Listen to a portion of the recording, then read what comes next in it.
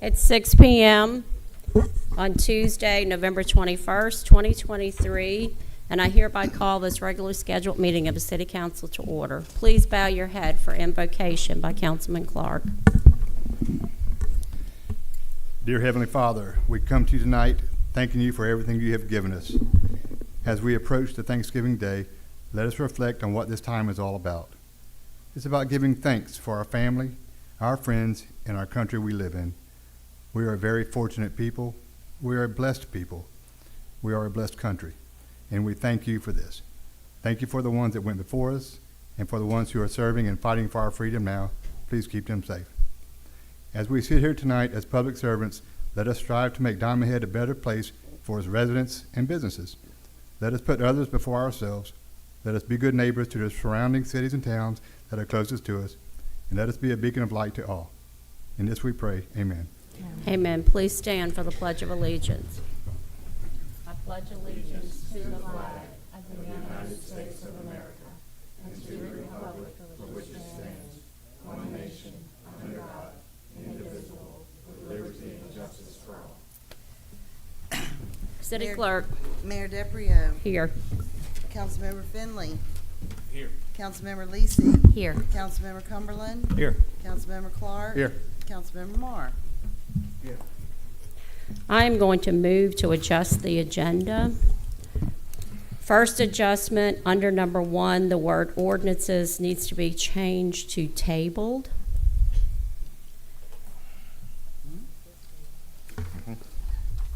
Under number 1, it says ordinances, it needs to say tabled. Okay, then the second thing that needs to be changed on the consent agenda, 2023-393, there was a $3,000 engineering payment to Covington that was left off. Their total price on the docket was $59,969.33. $3,000 short on it. No, that's their monthly engineering. That doesn't go on there. Their monthly engineering. Not under the. Okay, well then we'll let that go. I noticed that too was done. And then I want to table number 22-2023-408. Could I get a second to move as amended? Second made by Councilman Finley. All in favor? Aye. The next regular meeting of the City Council will be held on December 5th, 2023 at 6 p.m. in the council chambers located at City Hall. City Hall will be closed November 23rd, 24th of 2023 in observance of Thanksgiving Day. The Town Green Christmas Festival is Saturday, December 9th, 2023. The parade is from 4 to 5 p.m. The festival is from 5 to 8 p.m. The proclamation we're going to leave until the next meeting because the caregiver that was receiving it is not available tonight. Next, we have Wright, Ward, Hatton, and Gruhl up here to talk about the FY22 financial statement.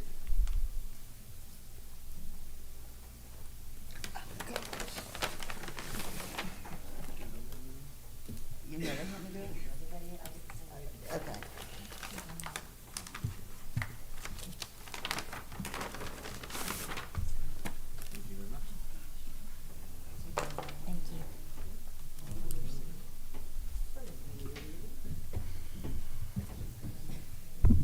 Thank you.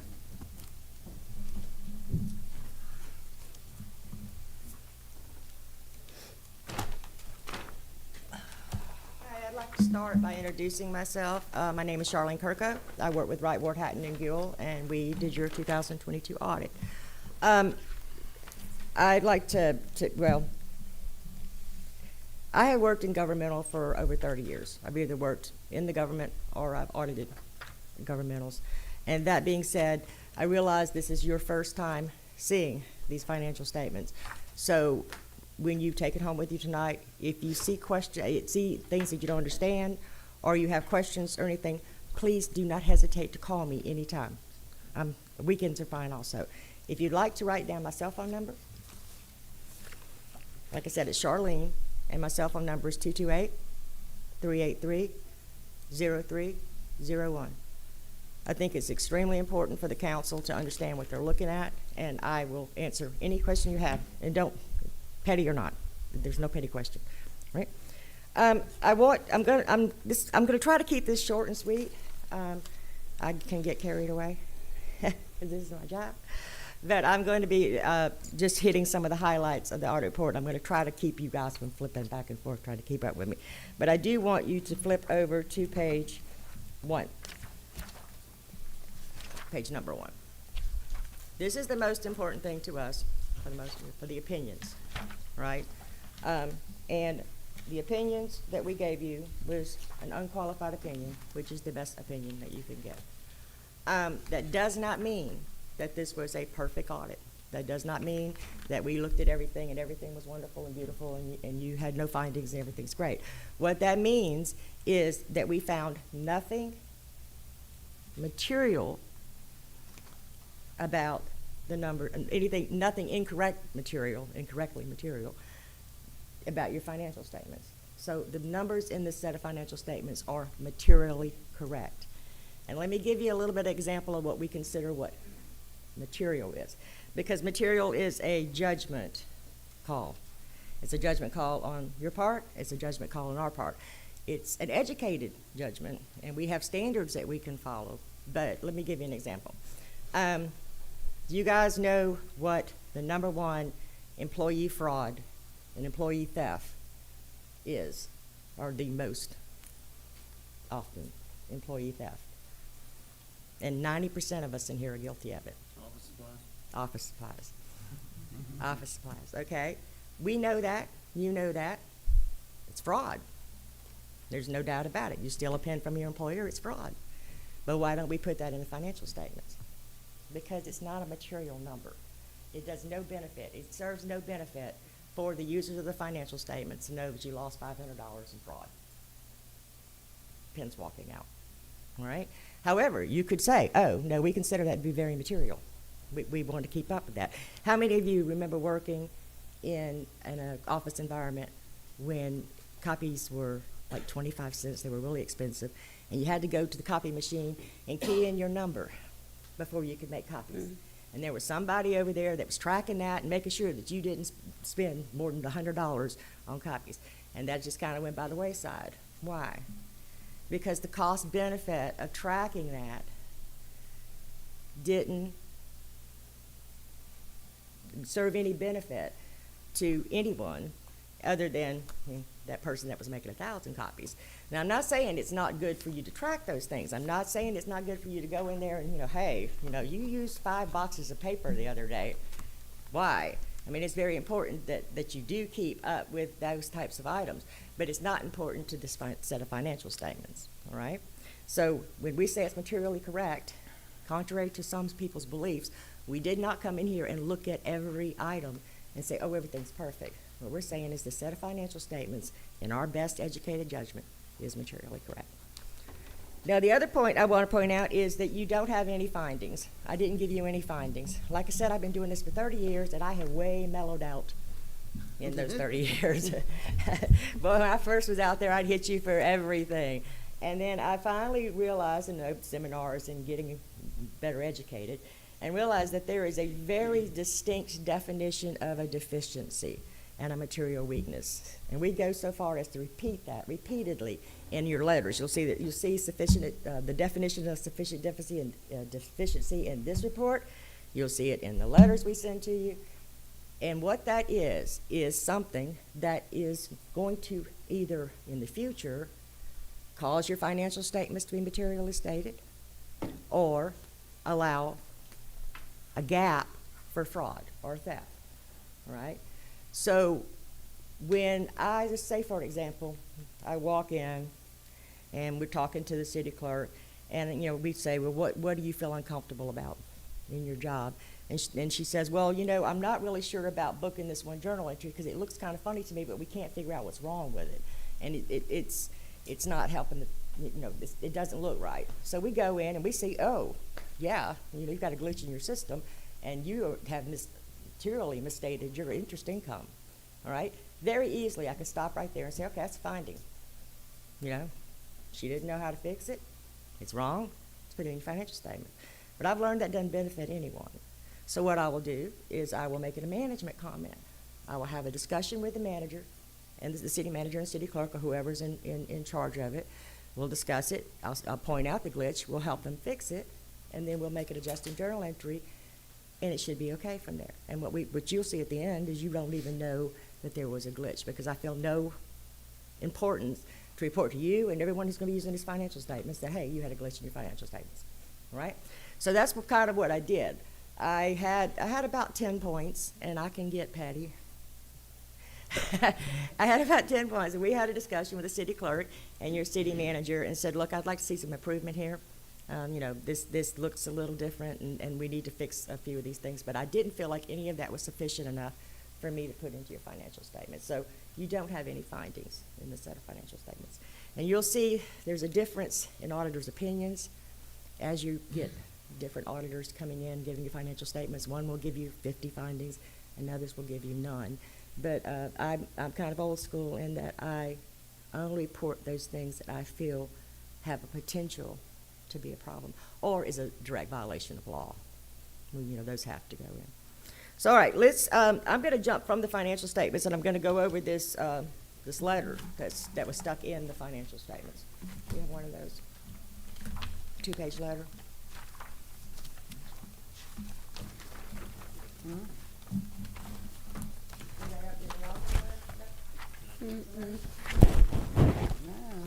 is it bound? Okay, well, look, Are they not in the, okay.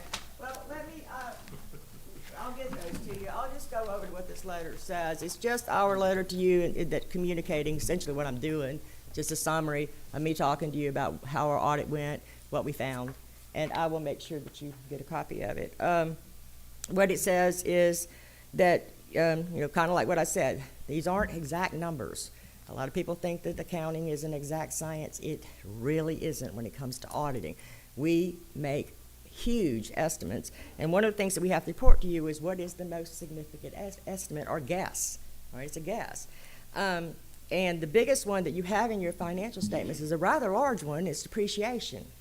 All right? Now, it's an educated guess, like I said, but it is a guess. I mean, we go in and we depreciate your vehicles at 5 years, straight line basis. And you all know, police vehicle is going to depreciate a lot faster than an admin vehicle. But in all, we just kind of give it a ballpark figure and say, okay, this is about how much your total assets are depreciated. Right? So remember that, there are guesses and estimates in here, and that's the most significant one.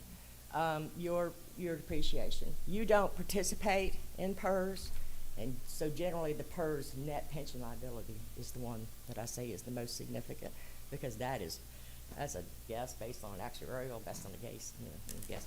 So the most significant one is your straight line depreciation. We report on the difficulties we encountered during the audit. We did not encounter any difficulties. We did present you, the city manager, with a management representation letter where he has to represent to us that he gave us everything we asked for. He didn't hide anything back. There's no secrets that he, stuck in there. And so he attests to that to us. He says, he has to sign that formally to us.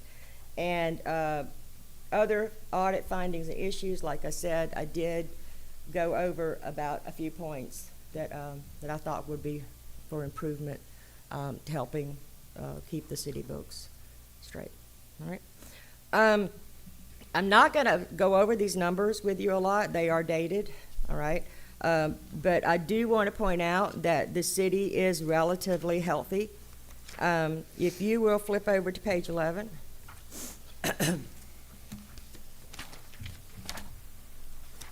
When you're looking at a set of financial statements for governments, you got to remember that you're going to see two sets of financial statements for the governmental fund.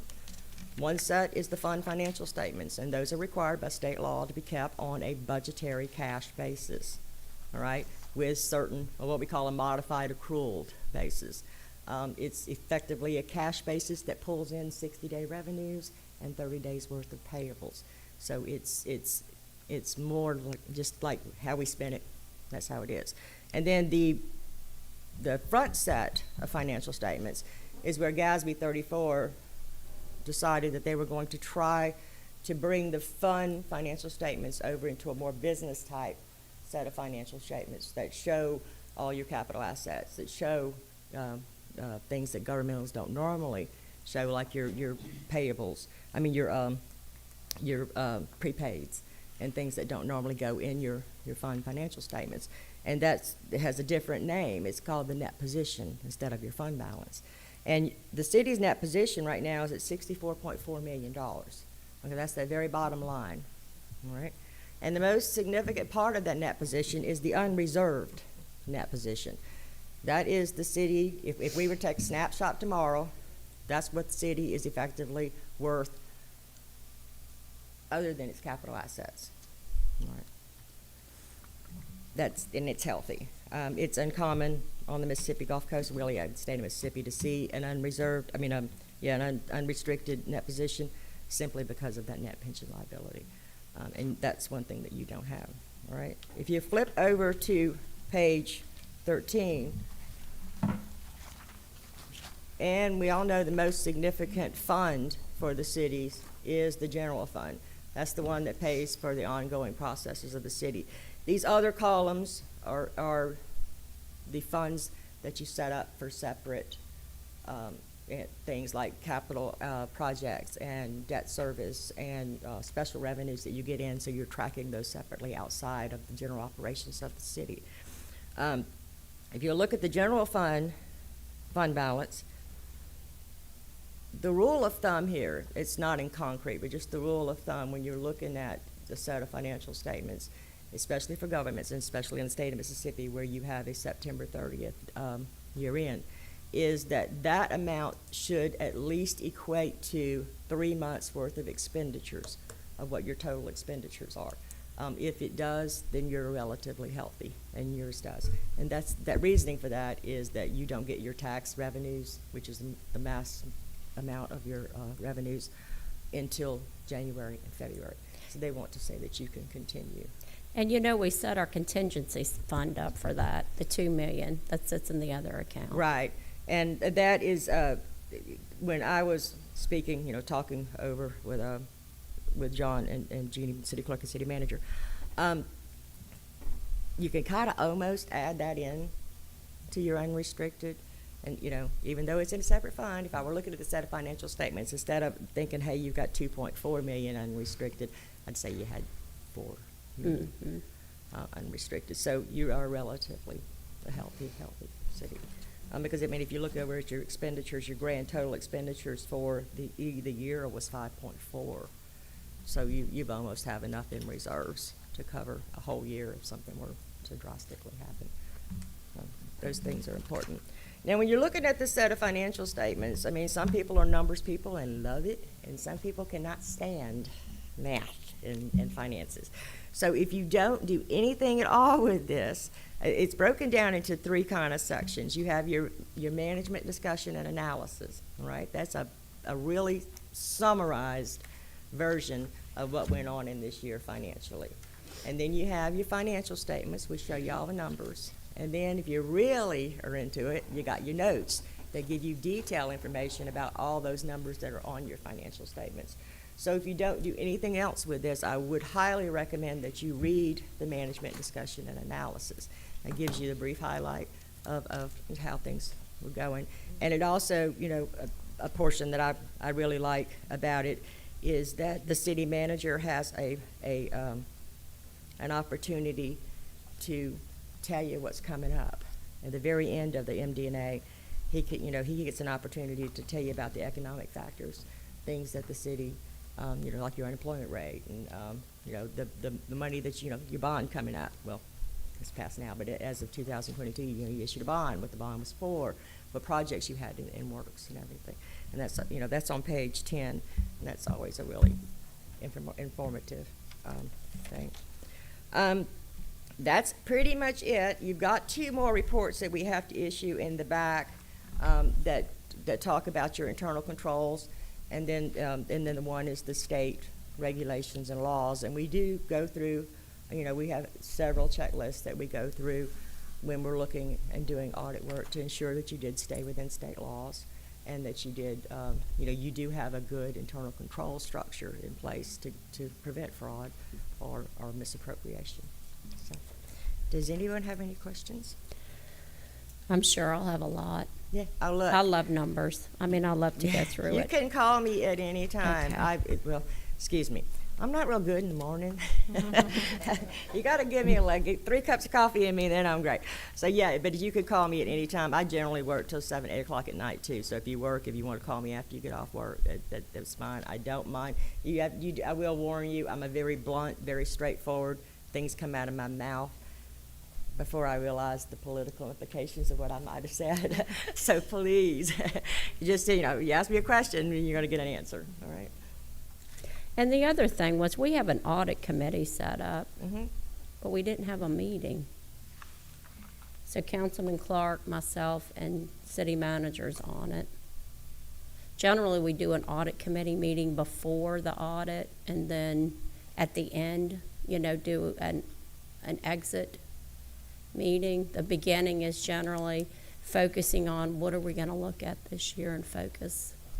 Okay. I have to admit, I was not aware that you had an Okay. audit committee. There's so few cities that actually have an audit committee. But, you got us for another year or two, so if Okay. you'd like, I don't mind meeting with you and discussing. And actually, if you'd like to have a meeting post this presentation so that I can discuss with you other points that I had brought up, just schedule it. It'll be fine anytime. Okay. Well, thank you. This is a lot to read. Yeah. Thank you. It's 3 months of my life. Thank you. All right, thanks a Thank you lot. very much. Thanks. Okay, moving along. City managers report. Thank you, Mayor. We have several projects that we're still working on. Start off with a great one. Makiki Drive, we did substantial completion, was issued or was received today, and we will get that on the next agenda for approval. The project was completed and the road was reopened last week. The contractor will be back on site next week to complete the punch list items. There's about 4 or 5 items, some things he just wants to dress up a little bit more on the sides of the road, and just to make sure the riprap is in good shape there. So, but other than that, it's a beautiful area. If any of you haven't been by there, you should drive by and take a look at the work that was done, and it looks so much better there. Park 10 Road, they're still working on that one. It's currently on schedule. The contractor is probably about 8.5% complete on the overall job. They are installing utilities, and I believe probably today or tomorrow they'll finish installing all the water lines, and we'll chlorinate those into the system so that that'll be fully connected and have all the water installed. The rest, sewer, utilities, they're continuing to work on those, and then they'll start putting in all the drainage culverts on the site. I believe all of that was delivered today as far as drainage goes.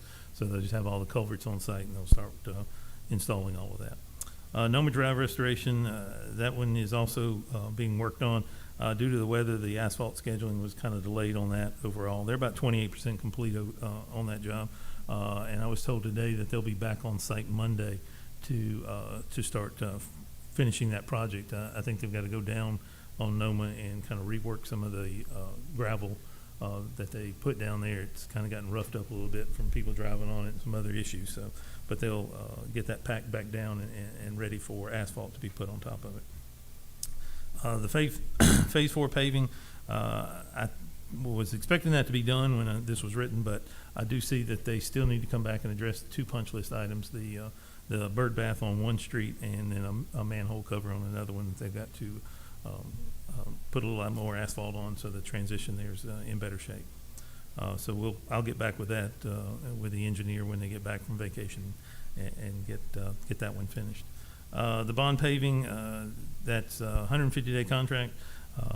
As you can see, the contractor is probably about 55% complete. That may be even low. Overall, they have finished all the paving of the road.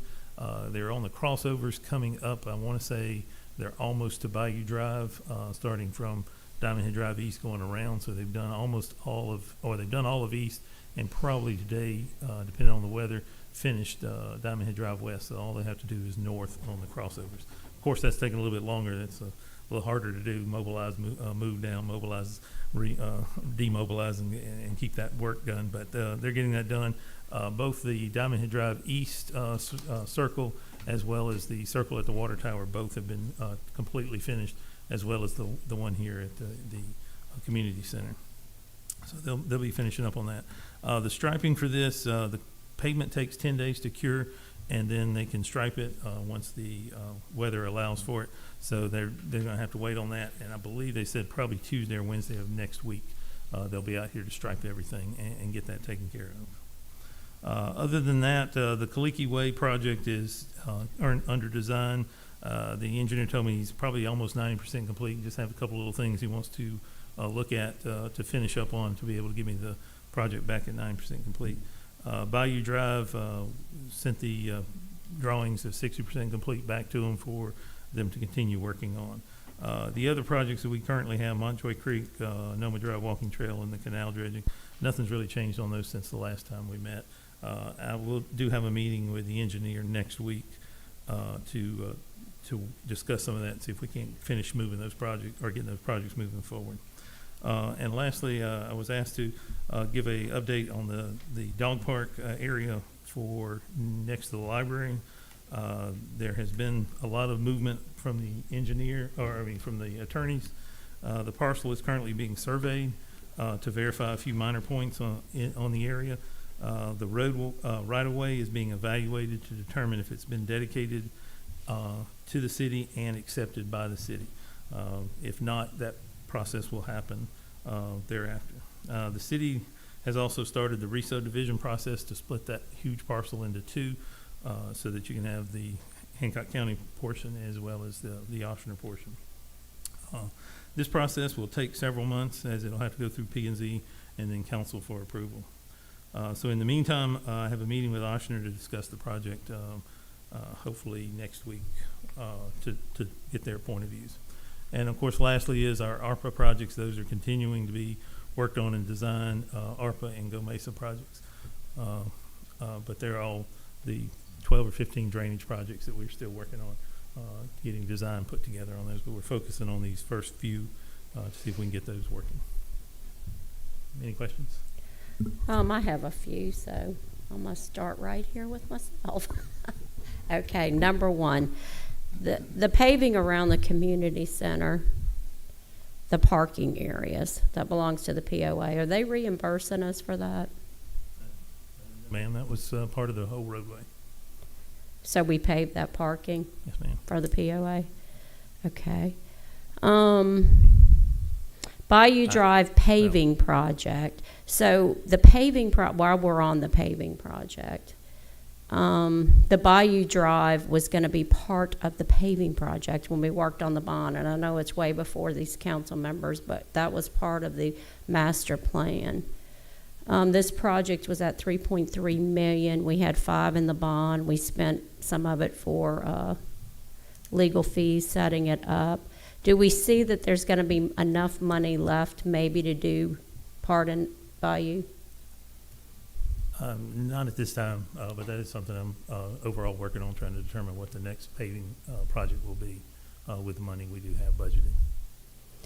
Okay, then on the draft agendas, we used to get the draft agendas. Section 225 states that Thursday morning preceding the agenda, we get the draft agenda, and that at least gives us a chance to say something about the draft agenda, but we hadn't been getting it. We get the final, and this week we got the final right at 5 o'clock.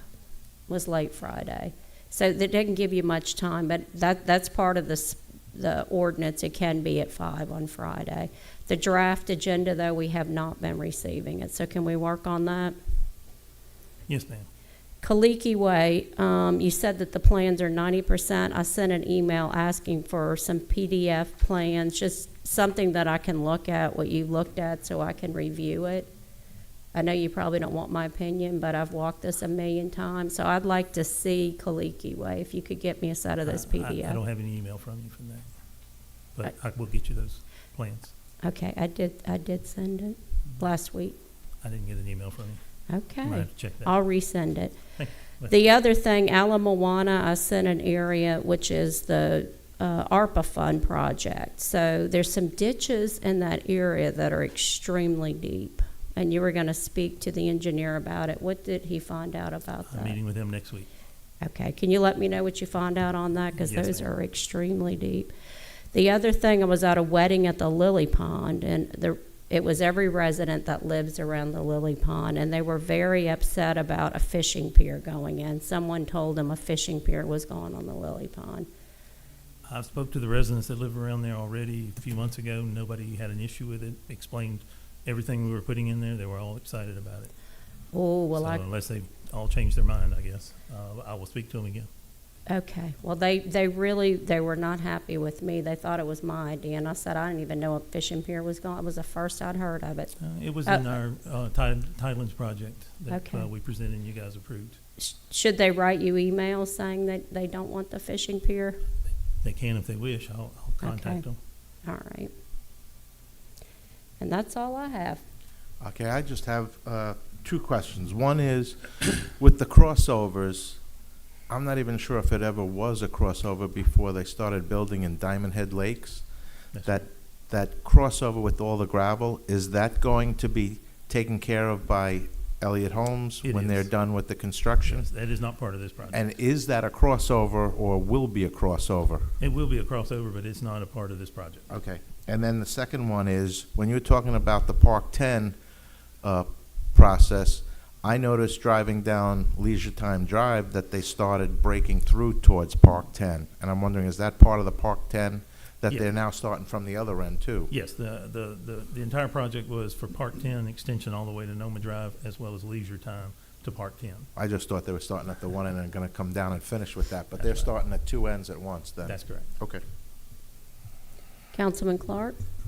Yeah, just a couple of things. So I've talked to a few people about the Makiki, and some were actually getting used to it being a dead end. Now they're talking about it's just like a racetrack going through there now. So anyway, thought I'd pass that on. All right. It's been a couple of weeks since we've asked you about that yellow house, about the Yes. water tower. The 21-1911 was issued today, sent to the homeowner. It will come on, if nothing is done, it will be on your agenda on December the 5th. I believe is our next council meeting for holding a public hearing for that. If nothing's done or if the individual's not here, it'll be up to you guys to decide if you want to have the city spend money to clean the property up and put a lien on his house. We knocked that one, the next question out with that last statement. Appreciate it, John. Thanks. No problem. Councilman Finley? The property over by,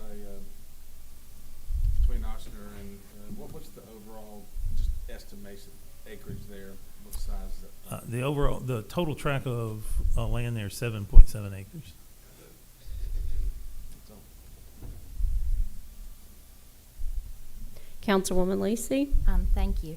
I know we communicated earlier today about the silt fence that failed at Diamond Head Lakes last night in the storm, and I know that Bo King contacted Elliott Holmes and they're going to come repair it.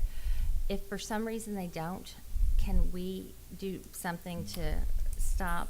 I drove out there this afternoon and saw them out there putting they in did? new Okay. wattles Good. and bales of hay. Kind of the hay had kind of deteriorated over Okay. time. I didn't know the Uh, storm was that bad, but yeah. apparently. But yes, it they were out was. there this morning or this afternoon Okay, fixing great. that. I just wanted to make sure it happened, or if it didn't, that it would. Thank you. Councilman Cumberland? Yeah, my question is about Orion planning the rezoning. We have two mixed-use districts, Aloha District mixed use and Town Center mixed use, correct? Correct. Okay. So what is the big major difference between the two? Absolutely nothing, and I think we're going to probably change that to just say the one, just Town Center mixed use or Aloha, whichever name we choose. The only difference was the Aloha district was over on East Aloha, West Aloha side, and then the town center was over where we're Park 10 in that area. And it was just a distinction so that we could, which side of the street we're talking about. So, do we have anybody on staff whose job is to promote growth in the city? Oh, we did, yes. Pat Rich, that is So that part is of part of his his job job is description. economic development. Yes. Economic development, okay. That's all. No problem. All right. If there's nothing further, could I get a motion to approve the November 7th, 2023 regular meeting minutes? So moved. Motion made by Councilman Marr. Could I get a second? Second. Second made by Councilman Clark. All in favor? Aye. Resolution.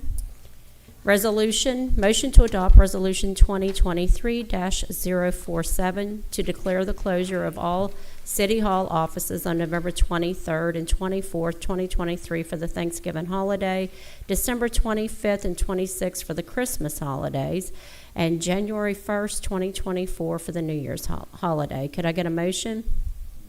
Motion made by Councilman Clark. Could I get a second? Second. Second made by Councilman Cumberland. Any discussion to my left? Any discussion to my right? City Clerk. Finley, Yes. Lacy, Yes. Cumberland, Yes. Clark, Yes. Marr, Yes. Mayor. Yes. Could I get a motion to approve the consent agenda items 5 through 18? Move. Motion made by Councilman Finley. Could I get a second? Second. Second made by Councilman Cumberland. All in favor? Aye.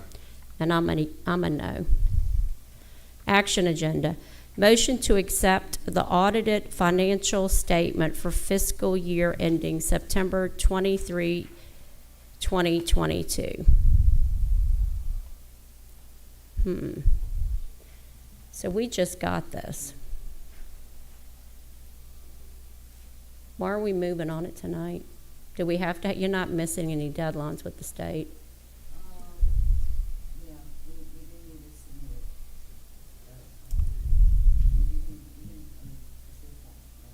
it. Okay. I'd prefer to be able to read it before I vote on it. That's me personally. Any other comments? I mean, we just saw it just this second. Oh, see, and you hadn't seen it. Okay, well, let's get a motion. Could I get a motion to table 2023-395? So moved. Motion made by Councilman Mark. Could I get a second? I'll second. Second made by Councilman Clark. All in favor? Aye. 2023-401, motion to approve the re-subdivision of Diamond Head Phase 1 amended Unit 1, Block 7, lots 18 and 19. The property owner is Michael Russo. The property addresses are 56118 and 56120 Diamond Head Drive East. The tax parcel numbers are 131C 11305.2.000 and 131C-1 13053.000. Motion. Move.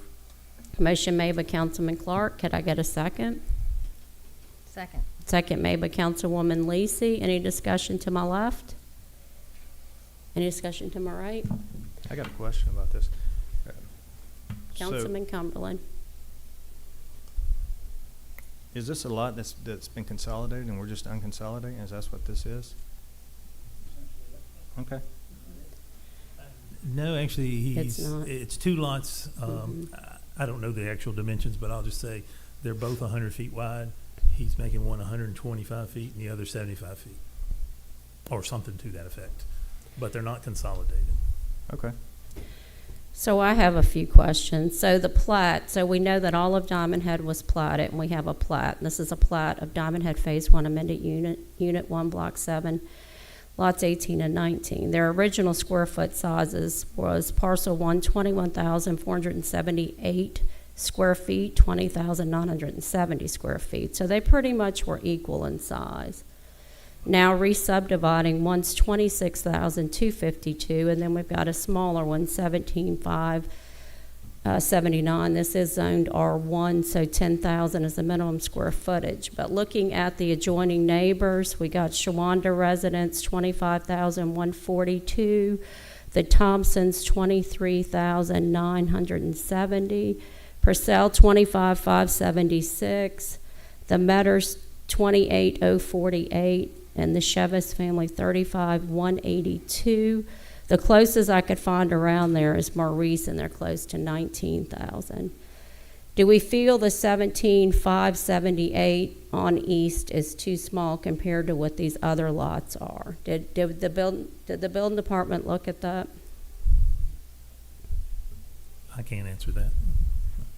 That's my I can concern. find out. Is there a Okay. ditch on one side, on one side of those? thought it I was don't big know anything ditches. about this one, unfortunately. That's the most I knew. I've already said what what little bit I did know about this. The building department on page 166 recommended acceptance of the re-subdivision of the final plat. Okay, any other discussion? City clerk? Finley, Yes. Lacy, Yes. Cumberland, Yes. Clark, Yes. Marr, Yes. Mayor. No. All right, moving on to 2023-402, motion to approve the re-subdivision of Diamond Head Phase 2, Unit 1, Block 6, lots 27 and 28. The property owner is William Darren Decker Jr. The property address is 1438 and 1440 Halamacoma Place. The tax parcel number is 132R-010-113.001 and 132R-0-10-114.000. Motion? Move. Motion made by Councilman Finley, a second. Second. Second made by Councilman Cumberland. Any discussion to my left? Any discussion to my right? So, looking at this one, parcel 1's 13,622 square feet. Parcel 2 is 13,426. They're almost equal sizes, which this is an excellent example of how you want to subdivide property. So, whoever did this, thank you. City clerk? Finley, Yes. Lacy, Yes. Cumberland, Yes. Clark, Yep. Marr, Yes. Mayor. Yes. Claims payable. Motion to approve docket of claims DKT 321327, DKT 231272 in the amount of $2,359,940.93. Motion. I'll move. Motion made by Councilman Clark, second. Second. Second made by Councilman Marr. Any discussion to my left? Any discussion to my right? I had a question on page 181. There's a hotel room listed on 1018 twice for 169. Who was that for and what was that for?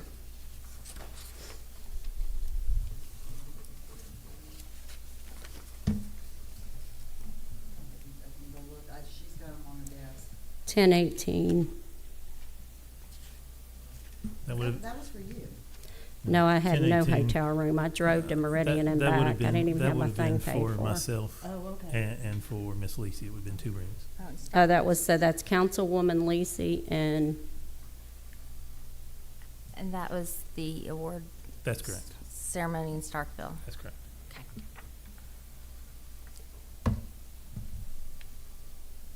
I was just wondering, because I see beside the one MML that I went to, my name was there, but there was nothing here, so I didn't know who that went to. Thanks for the clarification. All in favor? Aye. Motion to approve docket of claims TKT 231227, DKT 231236 in the amount of $46,531.08. PR claim 10177 in the amount of $28,210.46. PR claim 0101178 in the amount of $28,927.33.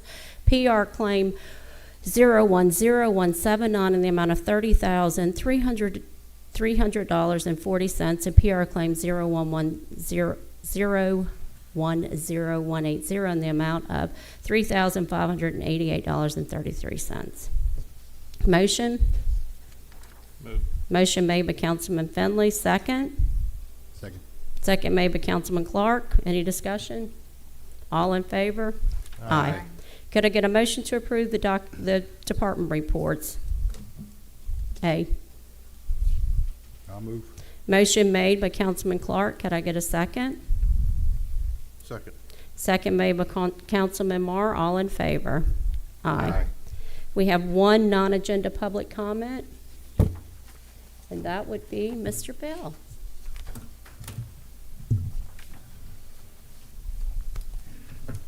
I have a few comments regarding the repaving project. Number one, I think probably all of us have seen a lot of vehicles driving on the extreme right side of the road.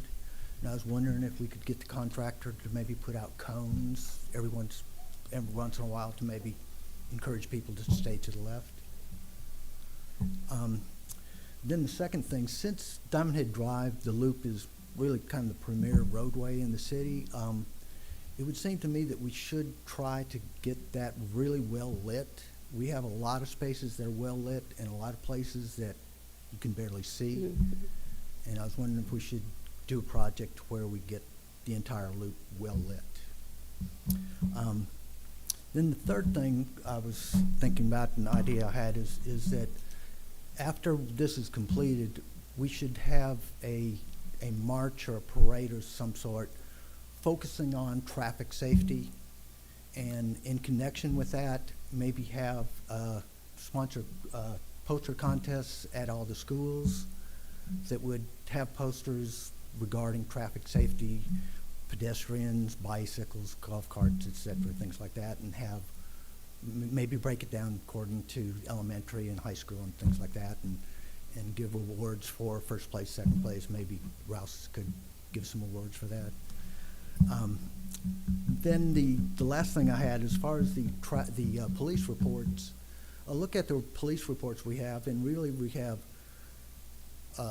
private property, public property, deaths, and there's not really any detail on that. And we all talk about people saying that people are going 50, 60 miles an hour on Diamond Head Drive and things like that.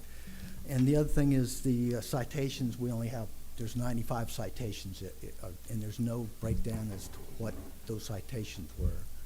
And I was wondering if we should probably have more detail in our police reports.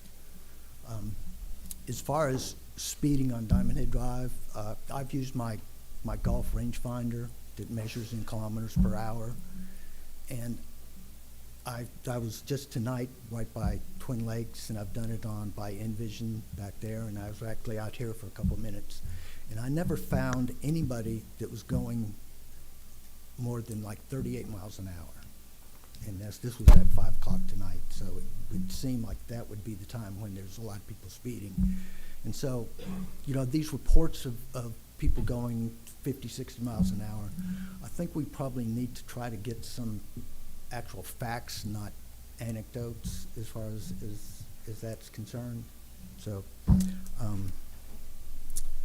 see, I think that's all I had. Yeah, that's it. Excellent on all of them. You're saying what I'm thinking. Thank you very much.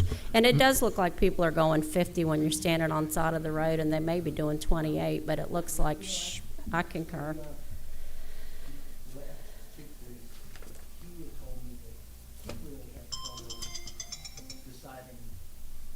Deciding the people that are speeding around, because it has to do with how big the vehicle is, how loud it is, and things like that. So you really need mechanical engineers like that, not just see someone coming down the street. Thank you. Thank you very much. May I make one public service announcement before we Totally. adjourn? I just want to remind everybody that because of Thanksgiving, our trash collection is going to be moved back, so Thursday people will have it on Friday, and Friday people will have collection on Saturday. And I hope everybody enjoys their Thanksgiving. Thank you, Councilman Marr. I would like to move to go into executive session to discuss the reason for possibly going into closed session. Could I get a second? Second. Second made by Councilman Cumberland. All in favor? Aye. Aye.